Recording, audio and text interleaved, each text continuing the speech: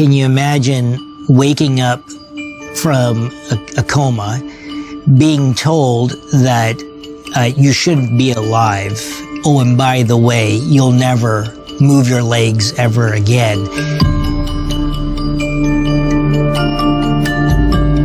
The spinal cord injury community is made up of over 300,000 individuals. On average, somewhere between 15 and 20,000 people are injured a year. So this is a community that unfortunately keeps growing. A vehicle accident, a fall, a sports injury, in an instant, somebody's life has changed forever. When a spinal cord injury happens, that individual loses not only function, they lose independence. And you could feel the pain that people are suffering.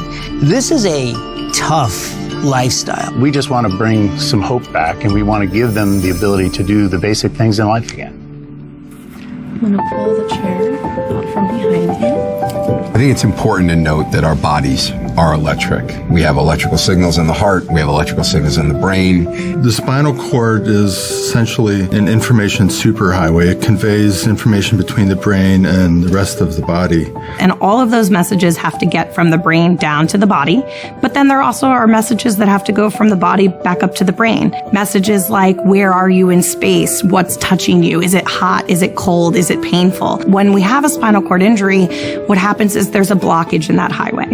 Why is it when I cut my hand or I bruise my hand, it heals, and yet I do the same thing on my spinal cord and it doesn't? When you damage your central nervous system, it's different. The body does a really good job of protecting the spine, and there's molecules in there that inhibit repair. What we see is that the greatest amount of recovery is going to happen in the first 3 to 6 months after somebody's injury, and then the trajectory of the recovery starts to slow down. After a year in a chronic phase, people have pretty much plateaued, and that's where they will be for the rest of their lives.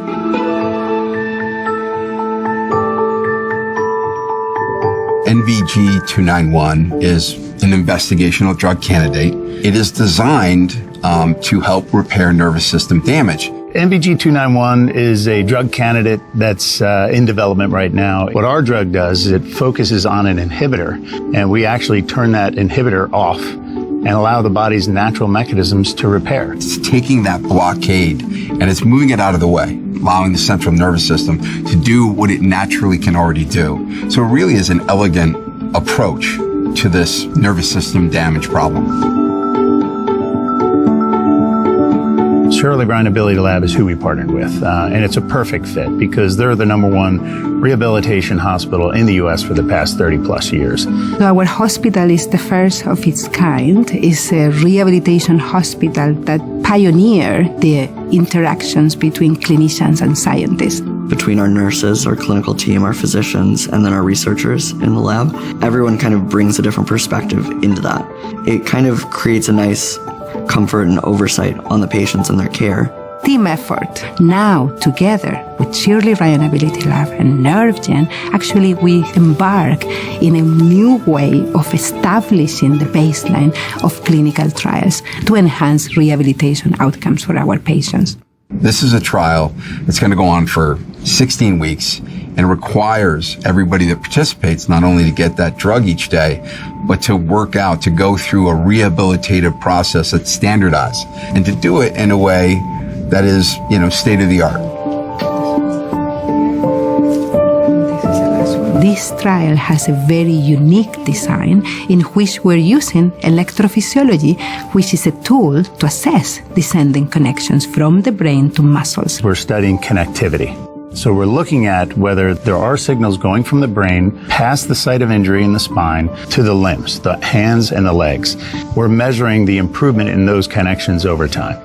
The beautiful advantage of incorporating electrophysiology into the study is that not only can we measure the usual clinical outcome measures, but we have an objective and a quantitative tool to measure the connections, the electrical connections to the muscle.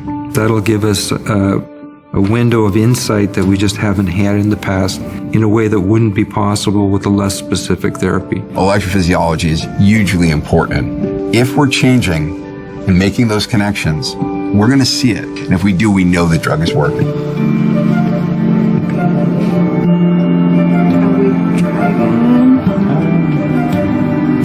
Very good. Yeah, Yeah, that's a good response.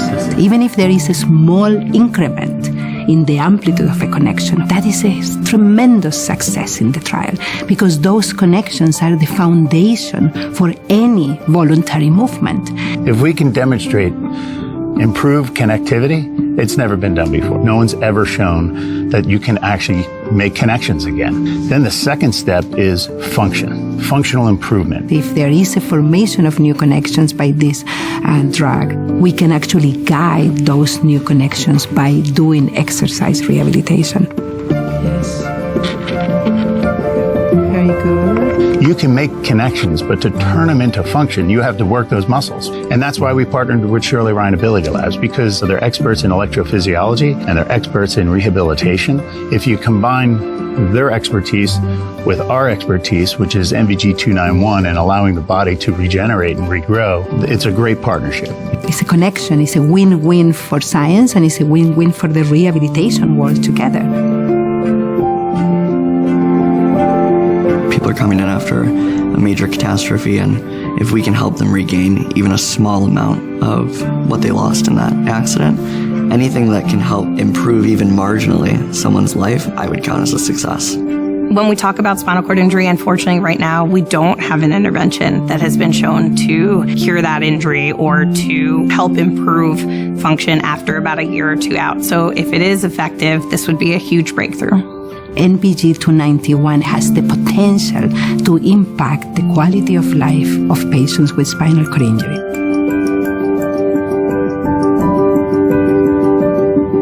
We have to learn from this trial. To help the field move forward, we have to learn from it. Like, what comes next?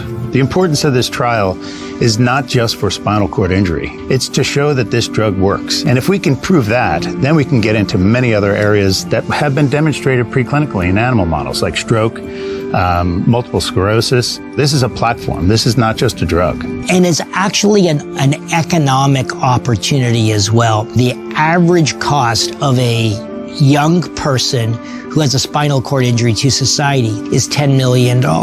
This is a $50 billion a year cost. That's one of the highest of any disease or condition that is covered by insurance. So I personally think that we are at a turning point.